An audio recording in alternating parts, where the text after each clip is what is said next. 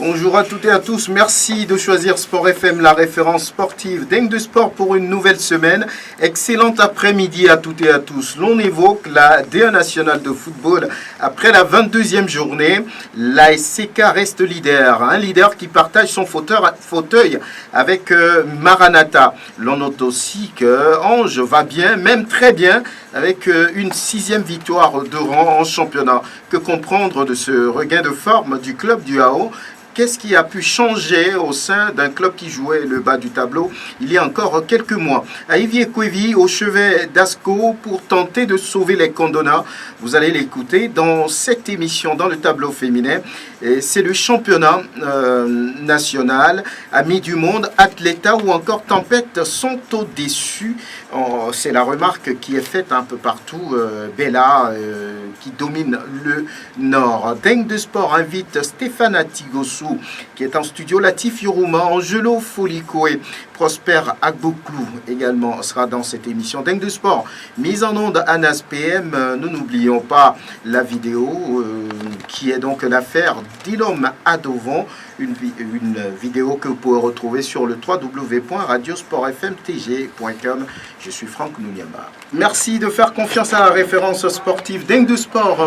Angelo Folikoé, bonjour. Bonjour Franck Nouniamba, bonjour à toutes et à tous. Stéphane Atigossou, merci d'être là. Oui, bonjour Franck, bonjour à toutes les auditrices et auditeurs de la référence sportive, toutes les personnes qui se refusent le repos à midi pour nous écouter. Très bien, Latif Yorouma, bonne arrivée. Bonjour Franck, bonjour à tous les confrères, bonjour à tous les auditeurs. Oui, comment vous sentez-vous, Stéphane Atigossou, quelques jours après cette élimination du Togo, lorsque vous revenez sur le fait que le Togo ne sera pas à la CAN à 24? Qu'est-ce que ça vous dit, vous? Je me sens très mal dans ma peau. Je suis très déçu par rapport à tout ça. Je me pose beaucoup de questions, je réfléchis. Je me demande de quoi demain sera fait pour notre pays en matière de football. J'ai imaginé un peu toutes les activités qui pouvaient fleurir si le Togo était qualifié. Donc je suis, bref, très déçu. Et l'avenir, c'est quoi selon vous? C'est ce que je ne sais pas. L'avenir est flou. On n'entend rien. Si déjà au Gabon, l'équipe nationale entière a été dissoute, au Togo chez nous, on entend l'entraîneur rien. Demi, Daniel Cousin, Demi, très rapidement.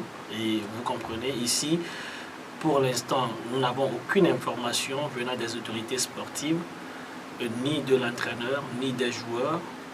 Sauf nous, les supporters, on est en train de se morfondre, de souffrir dans notre chair. Mais personne ne nous dit rien, et donc vous comprenez que l'avenir est incertain pour notre pays en matière de football. Latif Yorouma, vous comprenez cette situation. Stéphane Atigossou vient de faire un parallèle, une comparaison par rapport au Gabon. Le Gabon a échoué, ne s'est pas qualifié. Donc le lendemain déjà, l'équipe nationale a été dissoute. L'entraîneur Daniel Cousin a été remercié. On lui dit bon, ça va. Mais par contre au Togo, on ne sait pas ce qui se passe, on attend encore. Bon, en réalité, vous savez, le contrat d'un entraîneur, c'est par rapport à des objectifs. Alors, Claude a signé pour 3 ans, avec pour objectif principal, c'est lui qui l'a dit, hein, nous on n'a pas lu le contrat, la qualification pour la CAN 2019, il vient d'échouer, et donc, ou soit c'est l'employeur qui quand même rompt le contrat parce que l'objectif n'est pas atteint, ou soit c'est l'employé même qui dit voilà, je n'ai pas atteint mes objectifs et par rapport aux clauses du contrat, mon aventure prend fin. Ça n'a pas été fait dans l'un ou dans l'autre sens. C'est ce qui véritablement est incompris. Peut-être que les réflexions se poursuivent. Bon, maintenant, moi je me dis, jusque-là, il n'y a pas trop de problème. Hein.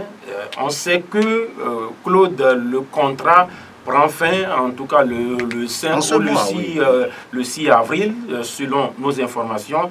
Il n'y a pas de souci, mais le Togolais ne voudrait plus quand même d'une rallonge, d'une éventuelle rallonge. Il faudrait juste que Claude finisse peut-être les 4 ou 5 jours restants et qu'il plie totalement bagage. Mais là où le bas blesse, c'est que voilà, l'autorité ne dit rien, la fédération ne dit rien, on ne prépare même pas déjà l'après Claude Leroy. Nous, on ne va pas parler d'une sélection qu'il faut dissoudre. Vous savez, une sélection dissoute même, ça reste les mots. Parce qu'on appelle toujours des joueurs à chaque match. Et donc, lorsqu'on dit qu'on dissout une sélection, c'est des fois sous l'effet de la colère ou peut-être c'est les mots. Au Gabon, pour les prochains matchs, ils vont encore appeler Aubameyang, ils vont encore appeler les autres. Et donc, moi je dis au Togo ici, on est à quelques jours seulement. Il faut attendre seulement le 5, même si j'étais à la place de Claude, j'aurais déjà remis ma démission depuis Cotonou. Si j'étais à la place de la fédération, je me serais prononcé sur déjà ce qui attend Claude Leroy. Si j'étais le ministère des Sports, je me serais déjà prononcé au Togo. On fait comme si on est un pays à part, on est un État à part, ou peut-être c'est Claude qui est le vice-président de la République, ou bien le président de la Fédération togolaise de football, ou bien même le vice-ministre, ou le ministre carrément. Personne ne dit rien. Et c'est ça véritablement qui irrite les Togolais. On se dit, on ne comprend rien. Le Togo, on a quand même des hommes intelligents dans ce pays. Cet entraîneur a été le mauvais de toute une génération. De toute une génération. Je n'ai pas en mémoire celui qui a fait pire que Claude Leroy. Il faut quand même avoir le courage de le dire. C'est lui qui nous a pris tous les sous, c'est lui qui nous a tout pris, mais il n'a rien Donc, pour donné. Vous, c'est impossible on qu'on le prolonge. C'est pas possible. Normalement, depuis Cotonou, l'aventure s'arrête là. Bien. Mais on est là, on pose la question à la fédération, on dit d'aller poser la question à Claude Leroy. Ça veut dire que Claude Leroy peut dire, je suis là encore 10 ans. Et puis personne ne dira rien. Oui, Angelo Folico, que comprenez-vous dans la situation? Les Togolais veulent comprendre. Beaucoup de gens vous apostrophent dans la rue. Oui, mais qu'est-ce qui se passe? Quel est l'avenir du sélectionneur togolais? Va-t-il rester? Va-t-il partir? Mais pour l'instant, rien de concret. Moi, je ne suis pas surpris par rapport à ce silence que l'on a au niveau de notre nation. On se rend compte tout simplement que c'est Claude Leroy qui est le patron de tout un pays. Il est le patron en Oui, laissez-moi aller au bout de mon analyse, parce que quand on se souvient de ses déclarations après la défaite, la lourde défaite face à l'Algérie, il a dit que son dernier match, s'il le perd, par exemple, ou bien il ne se qualifie pas, ce serait la fin de son mandat, la fin de sa mission à la tête de la sélection des éperviers du Togo. Mais malheureusement, on croit que ce serait peut-être le contraire, parce qu'à l'heure où nous parlons, le sélectionneur lui-même jusqu'à présent n'a pas daigné convoquer une conférence de presse pour pouvoir expliquer les raisons de sa déroute, le pourquoi il n'a pas pu atteindre ses objectifs. La fédération aussi, elle est muette. C'est lorsqu'il est arrivé, ce monsieur nous a, je parle bien sûr du contribuable togolais, ça a été un budgétivore. C'est-à-dire qu'une sélection où on a mis tous les moyens à sa disposition, tous les matchs de date FIFA, les matchs amicaux, les matchs officiels en ce qui concerne l'organisation, il n'y a pas eu le moindre couac. Donc ça veut dire que financièrement, il a été suffisamment accompagné. Mais derrière, le résultat, ça donne quoi? Et donc, sous certains cieux, je pense qu'au lendemain même de cette déroute, de cette illusion-là, on devrait normalement lui signifier que c'est bon. Vous avez essayé, vous avez tenté, mais ça n'a pas marché. Nous vous remercions. Et il débarrasse le plancher. Et pendant ce temps, on va encore prospecter ailleurs et trouver quelqu'un d'autre qui pourra redonner un nouveau souffle à cette sélection. Pour l'instant, j'ai l'impression que si demain on reconduit Claude-Marie-François Leroy, ce ne serait pas du tout étonnant pour certains. Mais au même moment, pour le public sportif, ce serait une insulte. Parce qu'aujourd'hui, on se rend compte que tous les matchs amicaux, date FIFA et même des éliminatoires, tout confondu, il n'a convaincu personne. Personne. Les chiffres le prouvent. 5 points sur 18. En reconstruction. En reconstruction? Non, je ne pense pas. La reconstruction, elle est terminée depuis on était à la CAN. On était à la CAN. On était à la CAN. Donc, on reconstruit quoi? Et donc, sur 2 années, si vous n'avez pas pu trouver les joueurs qu'il faut pour redonner, je dirais, un certain renouveau à une sélection qui regorge de bons joueurs, je ne pense pas que vous ayez encore le droit de pouvoir exiger quoi que ce soit. Moi, à sa place, j'aurais déjà démissionné et aller peut-être monnayer encore si j'ai des talents, si j'ai des compétences ailleurs. Voilà. En tout cas, on attend de voir dans les jours qui viennent ce qui va se passer par rapport à la sélection du Togo. En rapport avec Claude Marie-François Leroy, il continue ou pas, on le saura de toute façon. Pour une fois, et on ne souhaite pas, peut-être qu'on en arrive là. Dans le monde entier, moi, je n'ai pas souvenance que, par exemple, qu'il y ait soulèvement contre, par exemple, le départ. Non, pas le contre, pas pour le départ. Un soulèvement pour le départ d'un sélectionneur. J'espère que ça ne va pas arriver pour la première fois au Togo, parce que vous voyez déjà ce qui se passe. Je crois que l'autorité est à l'écoute. Faure Gnassingbé, il est à l'écoute. J'espère qu'il ne voudrait pas voir ses compatriotes dans les rues, dans la rue, pour le départ de Claude Leroy. Oui, ce sera même quelle image nous allons donner à l'extérieur. Aujourd'hui, tout va si vite. Quelle image on va donner? Donc, on va montrer des gens qui sont en train de marcher pour exiger la démission d'un entraîneur. Mais ça donne quelle image? On verra bien. On ne réclame pas les meilleures conditions de travail, de vie. On ne réclame pas mieux. On va marcher pour... Ou bien les policiers vont avoir des poursuites parce que des gens veulent qu'un entraîneur s'en aille. Ça n'a pas de sens. Donc, je crois que les autorités vont réagir parce qu'on ne va pas arriver jusque-là, je ne le pense pas. On verra bien ce qui va se passer dans les jours à venir. Sport FM, Dingue de Sport, Stéphane Atigossou, le tournoi des académies revient. Ah oui. Déjà jeudi. De jeudi, nous sommes au stade municipal pour la rencontre d'ouverture de cette nouvelle édition du tournoi des académies Made in Togo. Et donc, déjà à 15h, on sera là-bas au stade municipal et nous invitons tout le monde. On sait que c'est souvent catégorisé. C'est quoi? Oui, c'est un tournoi de moins de 20 ans. Oui, qui se joue comme d'habitude. Nous jouons dans les congés de Pâques. Et donc, c'est ce jeudi que nous allons commencer. Nous allons terminer le lundi de Pâques, le 22 avril prochain. L'ouverture oppose quelle équipe à quelle équipe? Voilà, il s'agit donc de l'équipe de Etekon qui sera face à l'équipe de Liberty ce jeudi au stade municipal de Lomé. Ça annonce un grand match déjà. Ah oui. Les états-majors se préparent activement. Vous connaissez bien Liberty Sport Academy d'Agoudafort. Oui. C'est la première académie même du Togo, si je ne me trompe. Et puis il y a aussi cette académie de Etekon, qui est de très très jeunes et bons joueurs. Et donc nous attendons quand même à un football académique d'un très bon niveau ce jeudi. Au total, il y aura combien de... 14 académies sont engagées dans cette compétition. C'est un record parce que généralement on fait à 8. On a une fois fait à 12, mais on n'a jamais fait à 14. Donc cette fois-ci, nous faisons à 14. Ça veut dire que chaque année, ça prend. Oui, ça prend, ça s'augmente chaque jour. Les jeunes veulent toujours s'essayer et surtout que les dernières éditions ont permis de détecter quelques talents qui aujourd'hui évoluent avec les sélections U20, U23 et autres.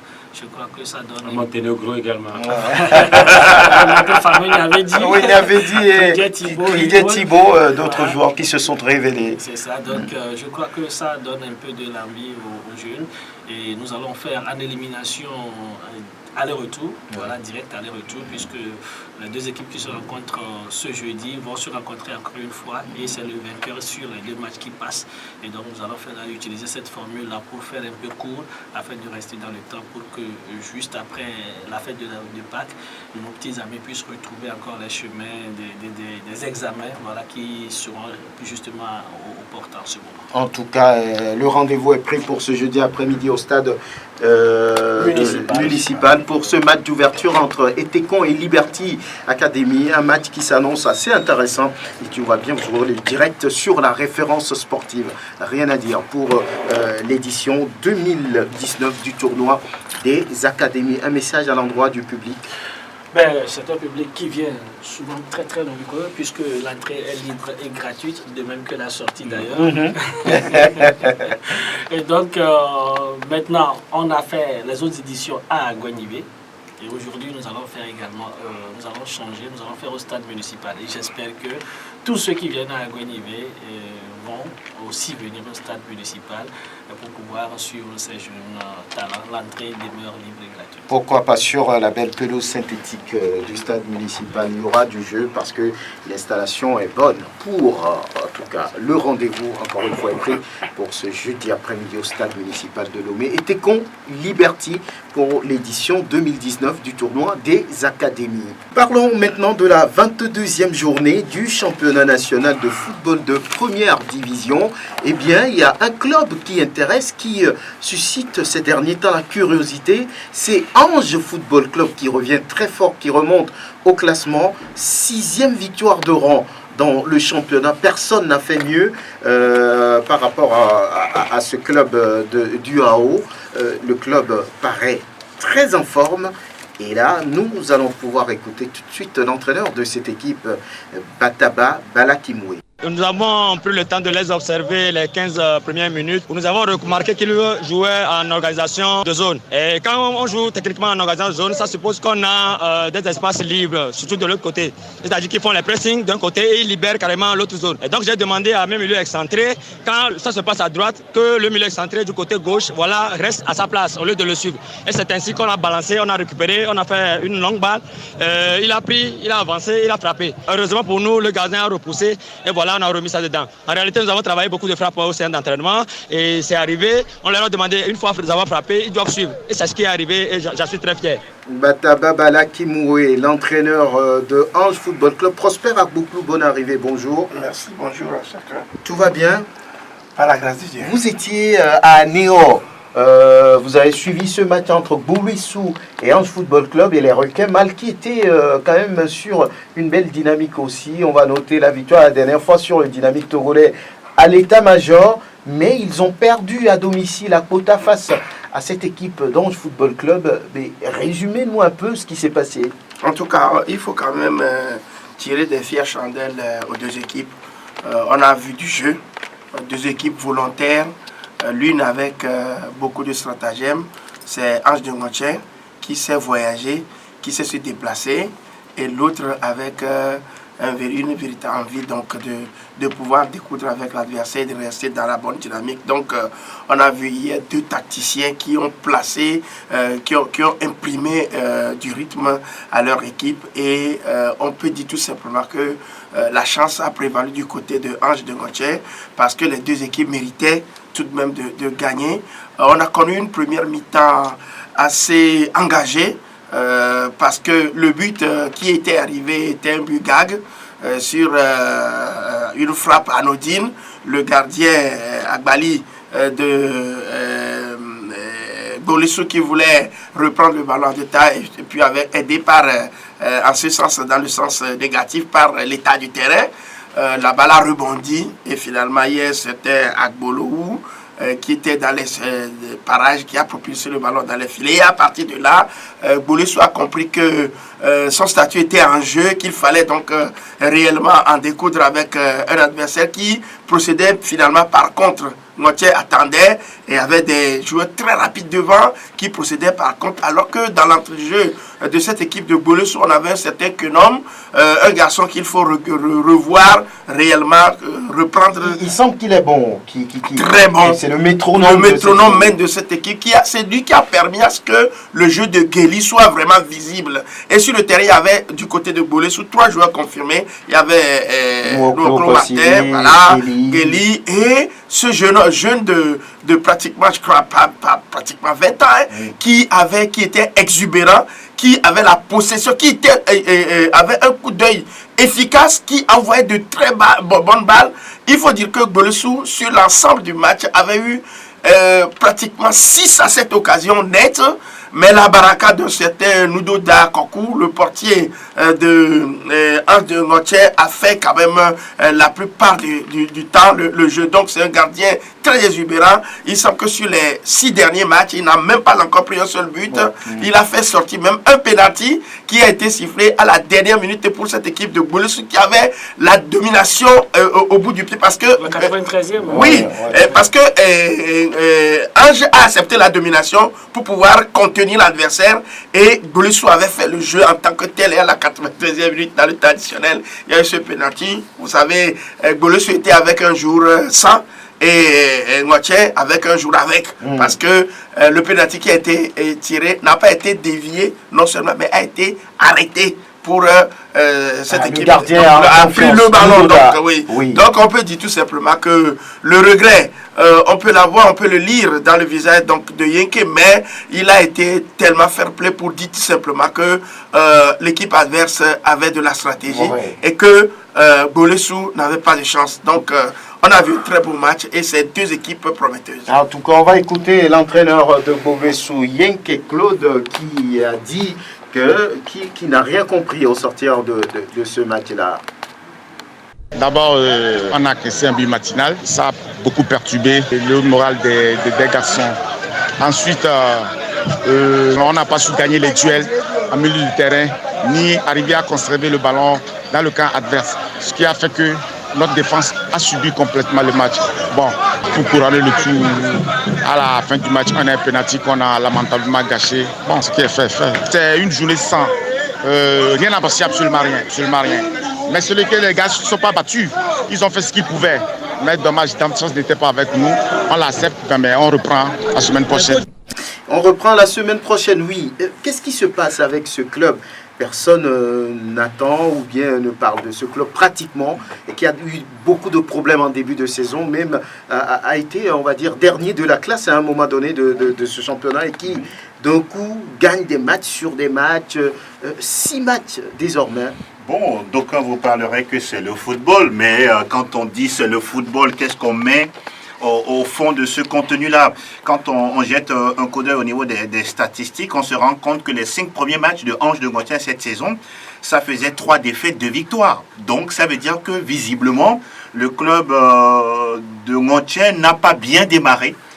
Ça fait sourire, hein, mon cher Stéphane Atsikosu. Le club de Ngoche n'a pas bien démarré sa saison. J'ai eu l'occasion de suivre cette équipe-là le 20 janvier 2019. C'était face à Maranatha à Womé. J'avais une belle équipe qui a tenu en échec même Maranatha. C'était 0 but partout à la fin des 90 minutes et plus. Mais derrière, on se rend compte que c'est une équipe qui travaille. Quand vous écoutez l'analyse tout à l'heure de Bataba, vous sentez que c'est une analyse d'entraîneur de football. On parle de système tactique qui est mis en place par rapport à ce qui est produit par l'adversaire en face. On parle de la présence des joueurs sur les seconds ballons. Souvent, lorsque vous suivez nos championnats, c'est quelque chose qui n'est pas du tout au rendez-vous. Vous suivez des championnats où des joueurs techniques ont du mal à contrôler le ballon. Sur les coups de pied arrêtés, que ce soit les corners ou les coups francs, les joueurs ont du mal à être beaucoup plus proches des ballons pour pouvoir récupérer les ballons et les mettre au fond des filets. Et donc, je me rends compte qu'aujourd'hui, il y a un discours qui est en place. Je n'ai pas eu l'occasion, certes, de lui poser la question, mais on sent que son groupe vit bien. Les joueurs aujourd'hui, peut-être ont pris conscience qu'ils peuvent encore faire quelque chose. Et pourquoi pas aller titiller, je dirais, le trio de tête ASCK, Maranatha, voire Sarah Football Club. Et puis, pour terminer, il faut se rendre compte que dans le sport, toutes catégories confondues, lorsqu'à une certaine période, vous touchez le fond, vous ne pouvez que remonter. Et donc, je me dis, c'est le même groupe qui n'a pas su bien commencer peut-être au départ, mais aujourd'hui qui retrouve petit à petit de la confiance et qui gagne. Pour terminer, si vous le permettez, Ange a battu AS Togoport cette saison, a battu, je pense aussi, l'ASCK, a battu Bikinti. Ce sont des clubs, entre-temps, qui ont pratiquement titillé le sommet de ce classement de première division. Et donc, ça montre à suffisance que cette équipe regorge de qualité. Oui, Stéphane Atsikosu, qu'est-ce qui a pu changer autant? On sait qu'entre-temps, Marc Kouvi a quitté, est parti à laisser sa place à Bataba Balakimo. Depuis qu'il est là, au départ, on pensait que c'était quand même un showman. Après, petit à petit, on voit qu'il rentre dans le jeu, il gagne des matchs, il prend des points. Et aujourd'hui, Ange fait partie de ceux qui jouent le titre. Hein. Oui, on peut dire ça, puisqu'il reste encore 4 journées et Ange est au pied du podium. Je crois que si Ange continue par gagner et finit par gagner donc les 4 matchs à venir, Ange peut être champion. Moi, je pense fondamentalement que dans notre football, lorsque vous arrivez à arranger vos vestiaires, lorsqu'il n'y a pas de problème pour le club à la maison, généralement le club avance. En dehors du travail que les entraîneurs font, ce problème d'entente au niveau des dirigeants, des supporters, permet beaucoup à nos clubs d'avancer. Et je crois que Ange a eu cette chance-là, après un moment de tumulte où l'ancien président Eric Gago est parti, remplacé par Djovakpo. Et puis, il y a eu de petits remue-ménages à gauche et à droite. Le Premier ministre est intervenu, ainsi de suite. Finalement, on a quand même pu mettre la balle à terre pour que tout le monde puisse regarder dans la même direction. Et ça, c'est déjà le premier point. Maintenant, l'entraîneur a également eu à recruter des joueurs pour étoffer. Je dirais que pratiquement les trois quarts des joueurs que Makovi a recrutés ont été laissés. Et ce sont de nouveaux joueurs carrément qui sont venus donc et qui sont en train de faire le travail aujourd'hui. Donc vous sentez quand même que c'est une équipe de moitié complètement métamorphosée qui est en train d'évoluer. Donc je crois que c'est de bonne guerre et nous ne pouvons que leur souhaiter bonne chance et que ça continue. Voilà, Latif, il n'y a que ces petits changements qui peuvent basculer ce club dans la réussite depuis quelques jours. 6 victoires, personne n'a fait mieux dans ce championnat. Hein, et voilà. Oui, il faut fouiller même dans les saisons antérieures pour voir véritablement si une équipe a pu aligner une telle série. Alors, écoutez, Ange s'est fait petit à un moment donné pour finalement surprendre tout le monde. Parce que cette équipe-là, lorsqu'elle est arrivée en première division, elle a en même temps fini championne du Togo, elle a titillé, elle s'est mise pratiquement dans une posture même au moment des crises. C'était Ange qui faisait partie des gros, qui prenait des décisions. Et donc à un moment donné, ça n'aidait pas forcément cette équipe. Et là, à un moment donné, Ange s'est remis véritablement à sa place, s'est fait un tout petit peu petit, et aujourd'hui le résultat est là. Stéphane a dit des choses intéressantes. Vous savez, cette équipe-là a aligné 3 défaites. Hein. Première journée défaite, deuxième journée défaite, troisième journée défaite. Mais là, après, il y a eu ce comité intérimaire qui est arrivé, qui a stabilisé l'équipe, qui a essayé de faire de petits contrats aux joueurs. Il y a l'entraîneur Makovi à un moment donné qui n'a pas trop marché, même avec les supporters ça ne marchait pas. Il était également à cheval entre Ange et l'équipe nationale junior. Il est parti, Balak Moué est arrivé en tant qu'intérimaire, enfin il était l'adjoint, mais Ange a compris très tôt et a confirmé le joueur. On lui a donné l'entraîneur. A confirmé l'entraîneur, on lui a donné les clés de l'équipe, ce qui n'est pas le cas sur d'autres bancs. Lorsque vous prenez par exemple Patumbi au niveau d'Asco, on n'a pas donné les clés véritablement à cet entraîneur qui est au-delà d'un entraîneur, un éducateur. Lorsque vous l'écoutez parler à ses joueurs, on sent quand même qu'il y a quelque chose qui se passe. Et puis n'oubliez pas que le président Djovakpo Mensan, qui a été pendant de longues années vice-président de Eric Gagou, maîtrisait déjà l'administration de ce club-là. Il a juste essayé de réajuster les choses. Aujourd'hui, le résultat, il y a une formule qui a été trouvée tout simplement. Et puis Ange est en train de faire son trou, qui ne fait pas de bruit, mais qui est à 2 points seulement du leader. Vous voyez que cette équipe-là peut finir championne même du Togo, même si l'objectif véritablement n'était pas cela. Aujourd'hui, les dirigeants et puis tout le RAO, en tout cas, sont obligés véritablement d'assumer.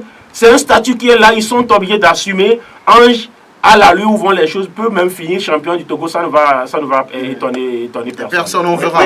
On a vu auprès de cette équipe Jean-Louis Koudjonou comme conseiller. C'est lui qui est le conseiller de cette technique. Il faut dire aussi que Chris Daké a démissionné de son poste de manager, mais qui continue quand même dans l'ombre d'aider cette équipe-là. Cette équipe-là, c'est de bonne guerre. Et puis, voilà, il aide l'équipe. Et puis surtout, Jean-Luc Koudjonou, qui est l'assistant technique de cette équipe-là, avec le président Djovakpo Mensan. Aujourd'hui, c'est un groupe qui est en train de faire du bon boulot. Oui, je voudrais effectivement appuyer sur ce que disait Latif. Et effectivement, quand M. Djovakpo, qui a été longtemps dans l'ombre de Eric Gago au sein de cette équipe, avec son appui, il a su réorganiser réellement au niveau de cette équipe avec beaucoup de diplomatie, comme on appelle l'équipe, et cela permet aujourd'hui franchement les salaires. Il a parlé tout d'un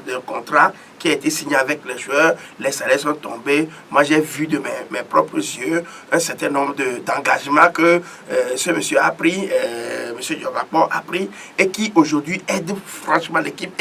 Et il faut quand même se dire que lui, il ne demande pas de son reste. Il est là, il fait le travail, il fait le boulot, il motive, il fait un certain nombre de travail qui permet aujourd'hui franchement de garder les joueurs dans une certaine sérénité, et ça permet à l'entraîneur, et l'entraîneur me l'a dit hier en off, que franchement, l'ambiance dans laquelle se trouve l'équipe aujourd'hui lui permet réellement, et des joueurs qui sont motivés et qui sont aussi attentifs, qui sont obéissants, respectueux des règles. Et hier, vous allez le voir sur le terrain, c'est des joueurs complètement disciplinés et qui obéissaient réellement à l'esprit du jeu. Donc, Bien. je crois que si on peut avoir de ces gens-là qui peuvent vraiment donner un élan aux équipes, je crois qu'on aura du beau jeu. Oui, justement, on va passer à autre chose. Oui.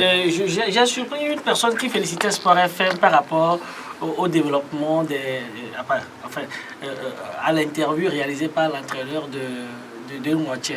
Et je lui demandais, mais pourquoi tu félicites Sport FM? Il dit oui, que Franck Nonyama avait fait un viseur où il a chicoté les entraîneurs qui n'avaient à la bouche que 3 trucs.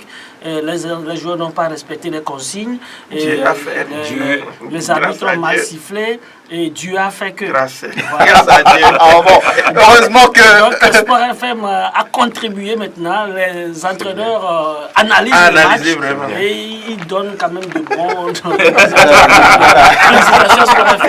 Merci. On est ravis d'apprendre quand même que ce viseur a pu quand même toucher les entraîneurs qui ont laissé Dieu un tout petit peu tranquille et d'analyser les matchs. Angelo Folico, vous étiez au grand stade de Palimé et vous avez constaté, vous avez vu de vos propres yeux la première défaite de la saison à domicile de Gomido. Oui. Gomido, qu'est-ce qui se passe avec le vice-champion en titre? On ne sent plus cette équipe. Je pense que cette équipe, elle est dénudée de motivation. Ça, il faut le reconnaître. Sans oublier que sur le banc, il y a toujours une instabilité qui dit pas son nom. Aujourd'hui, c'est certes Aikoro Alaro qui est là, qui est arrivé, l'ancien du Nisport, si je ne me trompe pas, qui est actuellement... De Koroki, pardon. Merci beaucoup. Voilà, donc c'est lui qui est là, qui a pris les rênes de l'équipe. De la réussite, ça fuit cette formation de Gomido qui enregistre depuis le début de saison le plus fort taux de match nul. Mais c'est quoi Zegei Fabrice, Non, mais tout ça là? Oui, ces joueurs, Zegei Fabrice, Ahmed Tchek Kone, Adjarli Moïse, Clidier Thibault, et Kelelou Alassane, ils sont tous là. Mais aujourd'hui, il n'y a plus de motivation dans cette équipe. C'est-à-dire que, c'est pas tout, on va dire quand même sur les antennes, parce que sincèrement, lorsque vous faites les recoupements, vous vous rendez compte que aujourd'hui, il n'y a plus une certaine organisation qui est faite autour des joueurs. On ne prend pas soin de ces joueurs et beaucoup aujourd'hui, vous ne serez pas surpris qu'à la fin de saison, vont quitter le club. Ça, ils vous l'ont dit? De toute façon, ceux que j'ai quand même approchés, ils vous disent que sincèrement, on ne se sent plus dans ce club-là parce que on ne prend plus soin de nous. Ça veut dire beaucoup de choses. Maintenant, au-delà de ça, hier, pour revenir au match, on se rend compte que il n'y a pas du tout de la baraka. Clidier Thibault à lui seul a eu 4 occasions nettes de but, mais devant, c'était soit là-bas, c'était soit Mensa Daoud, le portier de Maranatha de Firpo. Donc il n'y avait pas de réussite au bout. Ahmed Tchekoni aussi avait l'occasion de pouvoir envoyer le ballon au fond des filets, mais c'est l'équerre de Mensa Daoud qui était au passage pour barrer la route au ballon. Dans l'ensemble, Gomido, à la fin, méritait de gagner même pas 4 buts, 3 buts d'écart. Sauf que on a senti que l'équipe de Maranatha était venue avec un plan assez précis. Laisser le ballon au Gomido et dès qu'on marque, on se replie. Et c'est ce qu'ils ont fait hier. Tous les joueurs de Maranatha, à une certaine période, étaient restés derrière. Dès que le ballon vient, on balance loin devant et on se repositionne. C'était de bonne guerre, c'est un derby multiplié par, je dirais, beaucoup de fautes, comme on le sait. Oh, oui, mais au-delà de ça, on a senti également, entre guillemets, une certaine tension assez, on peut dire, plus ou moins positive, hein, parce qu'on sait très bien que Gomido était à domicile, voulait à tout prix gagner pour se relancer, parce qu'elle sortait d'une défaite, je ne sais pas, face à Gobé, face à Ange. Et donc, elle était obligée de pouvoir retrouver les 3 points, de se remettre dans le sens de la marche. Ça n'a pas été le cas hier. La pluie même s'en est mêlée. Je ne sais pas si c'est la pluie qui est venue éteindre le feu. Et Zobibi. Et donc, je pense que au finish, c'est ce joueur-là, Alexa Champong, hier, encore lui, qui multipliait ses déboulés, qui, par un moment donné, même narguait, je dis bien narguait le public de Balimé, parce qu'à chaque fois qu'il avait le ballon, il y avait des cris à gauche et à droite. Et puis, il faut se rappeler que ce but, c'est un cas d'école. Un ballon dans le dos de la défense, contrôlé par un certain Fiagnok aussi, du gaucher, naturel qui envoie le ballon pratiquement sur l'appel d'un certain Baudouin Kokou. Nous sommes à la 33e minute. Pendant tous ces temps, Maranatha n'avait eu aucune occasion. Zéro occasion. Et donc, ils l'ont mis au fond. Un messager réaliste. Très réaliste. Et on a vu la joie hier. Ils étaient complètement fous de joie comme des petits, des gamins. Ils ont même enlevé leur maillot pour terminer la scène qui m'a marqué. C'est qu'ils ont fait un haka, comme on le fait en rugby, face à leur groupe de supporters. Il fallait voir ça. On va écouter l'entraîneur Aïe Koro Alarou. Il est le nouvel entraîneur des Showboys. Nous avons manqué la chance parce que nous avons eu tant d'occasions, mais on n'a pas pu exploiter. Surtout les barres montants, ça revient. Moi-même, dans la semaine, le travail que nous avons fait, on a vu le dessin. Mais si les ballons la finissaient dans les filets, je peux dire que c'était bien accompli. Donc, on a continué dans le travail. On exploitait le côté le plus faible de l'équipe parce que nous avons choisi que le côté là était un peu faible.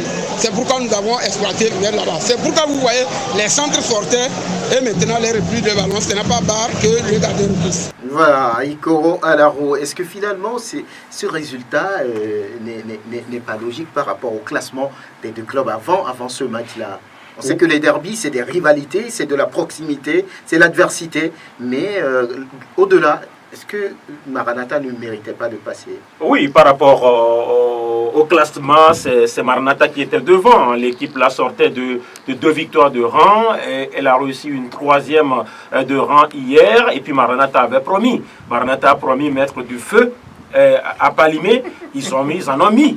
Même contre le feu, qu'est-ce que ça donne? Même sous la pluie. Bon, la pluie a éteint le feu Gomido. Et Maranatha, lui, il a mis son feu. Ils ont promis. Quelque part, au plan communicationnel, Maranatha a réussi son coup. Parce que Gomido est resté dans sa coquille.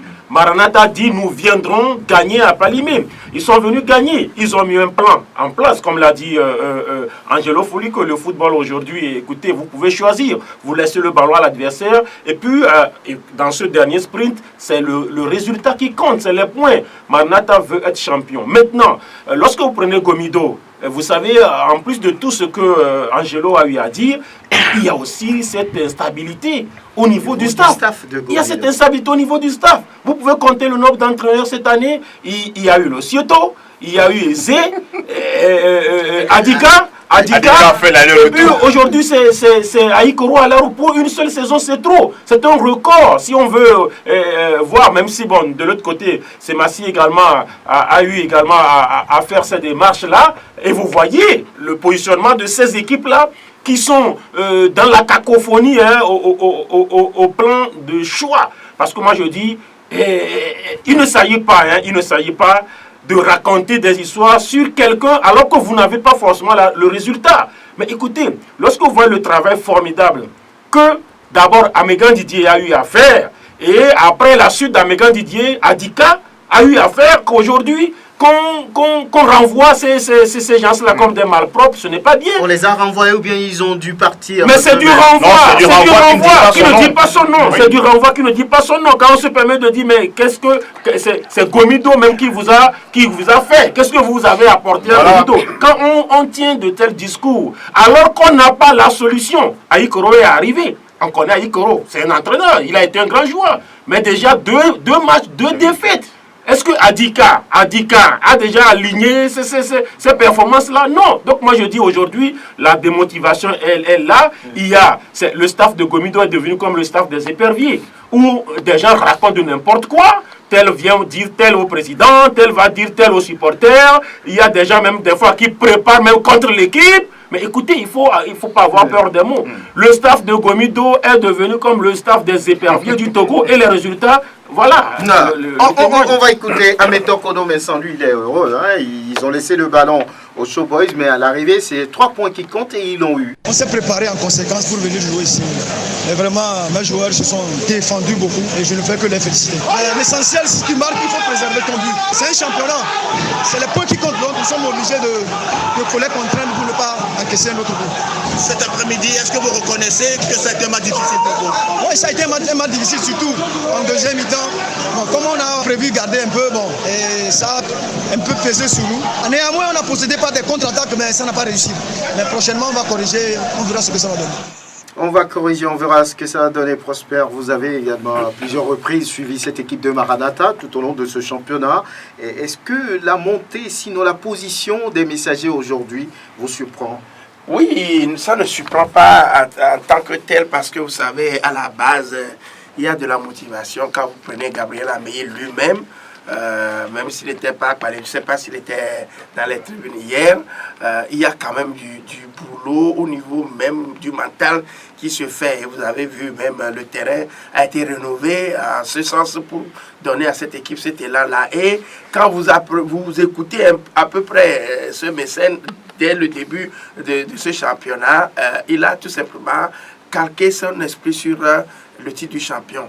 Et en ce sens où les joueurs qui ont été allés chercher au niveau ces joueurs qui sont arrivés pour pouvoir redonner vie à cette équipe démontrent à suffisance que il y a de la volonté. Moi, je n'avais pas parié sur Ahmed Okoro Mensah dès le début de ce championnat parce que quand j'avais posé la question, on m'a dit que c'est Ahmed Okoro. J'ai fouillé un peu dans son passé et je n'ai pas vu grand-chose. Mais au fil du temps, il est en train de faire un travail. Et en plus de l'autre, Koubadia. Oui, Koubadia, Shérif, voilà. Qu'on a ramené à ses côtés, qui a du vécu international. Je crois quand même que quand vous conversez un peu avec ces deux-là, vous allez comprendre aisément qu'il y a un travail scientifique qui se fait. Et au fil qu'on appelle du championnat, ils ont toujours dit qu'ils prenaient les matchs, les rencontres par match. Donc, ils analysent, ils font un travail de fond avant d'aller sur le terrain. Donc, je crois que moi, je ne suis pas du tout surpris. Simplement, la volonté, la beauté du jeu qu'il présente, c'est ça qui, aujourd'hui, démontre donc plutôt de la fierté que cette équipe l'apporte en elle. Et surtout, vous vous rappelez que l'année dernière, dans le feu de l'action, Gomido est allé écraser Maranatha, je crois, 3 à Womé. Donc, cette revanche-là reste toujours dans la tête. Et ça, je crois quand même que le coup a été parfait. Maintenant, pour Gomido, réellement, on a senti quand même que on a tendance à croire que comme il y avait eu un problème, on a voulu tout simplement réparer le tort, je sais pas, et on a fait un travail assez coriace, on a démontré qu'on est là, et puis après on a l'impression que on a baissé les bras. Tout s'est arrêté. Angelo Folikoué, Gomido aujourd'hui 9e. Mais qu'est-ce qu'on peut dire de ce club qui a fait une compétition continentale cette saison et qui dégringole comme ça se joue à quoi? Ça s'explique comment? Vous avez parlé de démotivation au niveau des joueurs, mais au niveau de l'organisation du club lui-même, est-ce qu'on sent les dirigeants autour du club? Est-ce qu'on sent des dirigeants inquiétés par rapport au parcours du club? Dirigeants inquiétés, possible, mais je pense aussi qu'au-delà de ça, les supporters, lorsque vous avez l'occasion de les écouter, d'échanger avec eux, ils ne sont pas unis autour du club. Hein. Ils ne sont pas du tout unis. Hier, par exemple, il y a quelqu'un qui me dit, non, tu sais, Angelo, Maranatha, le président, lui, il aime le football, alors que notre président, lui, ne fait que du business. Ça, c'est un supporter de Gomido qui était dans les tribunes après le match qui me dit ça. Donc ça montre à suffisance qu'après plusieurs années où ils ont eu quand même à supporter ce club-là, tant bien que mal, constate que c'est la situation. Latif a parlé tout à l'heure du cas de l'instabilité sur le banc. Je pense que lorsque vous aviez eu un entraîneur qui vous a permis d'avoir 2 trophées, la Coupe du Togo et la Coupe de l'Indépendance, et après, vous amenez quelqu'un d'autre, et vous dites à cet entraîneur-là qui a gagné 2 trophées, que celui qui vient, vous allez être son adjoint, de vous à moi. C'est des choses qui déstabilisent, qui ne vous permettent pas de rester ou bien de sentir la reconnaissance, le minimum de reconnaissance qu'on peut vous devoir par rapport au travail accompli. Voilà un peu ce qui se passe autour de l'équipe. Et pour terminer, il faut dire qu'en Afrique, il y a une chose qu'on oublie souvent. C'est vrai que nous allons parler du management, de l'administration, mais il y a la nature. Il y a la nature qui part en droit et nous rend, notre monnaie nous rend ce que nous faisons comme travail. C'est-à-dire que vous récoltez ce que vous semez. Et quand c'est comme ça, à un moment donné, dans les clubs où ça se passe comme ça ne peut toujours pas marcher. Ça ne passe pas. Oui, un mot, Oui, très rapidement. Je crois que le cas Gomido n'est pas nouveau. L'inconstance au niveau de Gomido, ce n'est pas nouveau. Tantôt, vous voyez un club très très fort, avec des dirigeants qui veulent tout, qui veulent gagner, qui veulent que ça avance très fort. Et quelques temps après, on dirait que l'argent a diminué et puis les dirigeants aussi diminuent et puis tout diminue. Et vous sentez un relâchement complet jusqu'à un moment donné, les choses reviennent et puis on reprend de plus fort. Je crois que c'est ça. Hein. Donc, il n'y a rien de nouveau au niveau de Covid. Sûrement que c'est la crise où la monnaie qui a chuté un peu. Tout a chuté. Voilà, comme le dollar a chuté aux États-Unis. Voilà, l'ASK s'accroche aussi à son fauteuil de leader. Victoire face à l'AS Sogopor 2-0. Mani Sapoul a réalisé un doublé. Et l'entraîneur intérimaire Kassim Gouiazou. On prend match par match et c'est après les journées. Si on a la victoire cet après-midi, c'est grâce à tous les éléments. Toute l'équipe est soudée maintenant. On va continuer à travailler dans ce sens. C'est un travail de toute une équipe. C'est l'ensemble de ACK, les dirigeants, les supporters, les joueurs, tous ensemble. On est en train de travailler et c'est ça qui va apporter les victoires. Et voilà, c'est Massi qui fait partie des grosses écuries. Entre-temps, c'est Kassim Gouiazou. Et c'est Massi qui fait partie des grosses écuries. À chaque début des saisons, on pense que les guerriers de Tchaoudou doivent être champions, mais ce n'est pas le cas.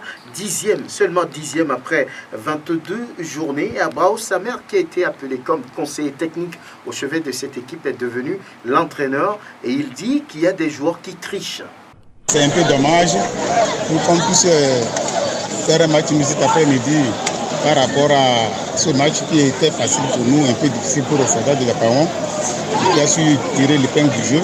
Donc j'avais fait une remarque très importante. Il y a des joueurs qui trichent. Il y a la triche parce que nous avons bavé face aux équipes qui sont en train de lutter contre la relégation et qu'il y a certains joueurs qui trichent, qui ne viennent pas aux entraînements. Et même, vous avez vu cet après-midi, les gens sont sortis à Rissou, ceux qui ont compté à la 13e minute, quitté le terrain. Déjà légalement, puis des bibettes. Moi, je ne sais pas ce qu'il faut dire.